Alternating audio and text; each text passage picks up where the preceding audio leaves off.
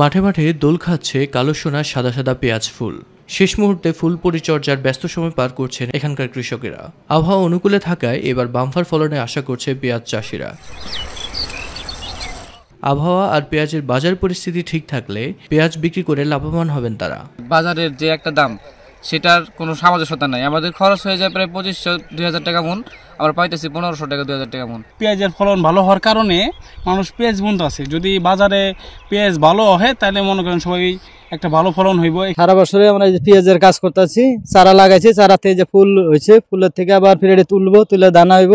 তবে মৌসুমের শুরুতে পেঁয়াজ বীজ, সার এবং কীটনাশকের উচ্চ মূল্য এবং দিন দিন কৃষি জমি ভরাট হয়ে যাওয়ার দুশ্চিন্তায় পড়েছেন কেরানীগঞ্জের প্রান্তিক কৃষকেরা। বাপ দাদারা চাচারা মনে করেন পুরানা কৃষক আমাদের এখানে, এখন ঘরবাড়ি হয়ে মনে করেন অনেক জমি কমে যাইতেছে।